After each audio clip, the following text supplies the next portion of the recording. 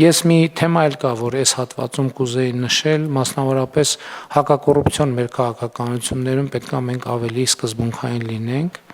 Ինձ համար խնդրեմա, որ մասնավորապես մեր առաջընթացը հակակոռուպցիոն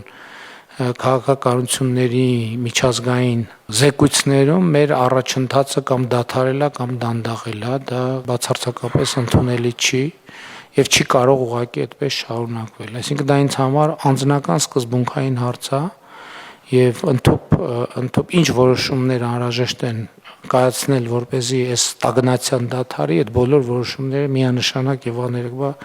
ես կայացնելու եմ եւ այդ ուղղությամբ պետք է մենք շատ ակտիվ գործունեություն ծավալենք եւ ուզում եմ ամփոփել մեր հաջորդ խոշորագույն սպասվող իրադարձությամբ,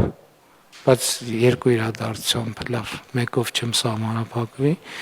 որովհետեւ մենք մեծ հաջողությամբ իրականացրինք եվրոպական քաղաքական համայնքի գագաթնաժողովը Երևանում, առաջիկայում մեզ սպասվում է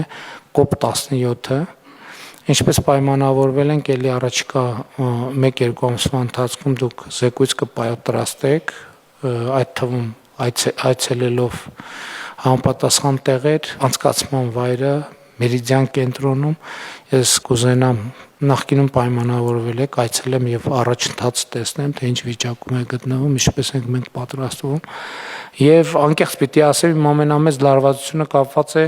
2029 թվականի մինչև 20 տարեկաների ֆուտբոլի աշխարհի առաջնության անցկացման հետ եւ նաեւ ուզում եմ իմանալ, երբ ենք մենք մասնավորապես Իջևանում սկսում ստադիոնի կառուցումը, ինչու Իջևանում, որովհետեւ միակ տեղն է, որտեղ զրոյից պետք է սկսենք, մյուս տեղերում մենք վերակառուցման կամ ավելի այլ բնույթի աշխատանքներ ենք իրականացնելու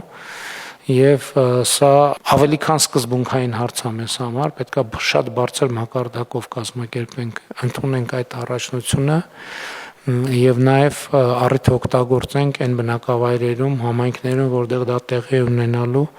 լրացուցիչ ներդրումներ անենք ենթակառուցվածքների զարգացման ուղղությամբ։ Թերևս այստեղ ես կան կառնեմ եւ նաեւ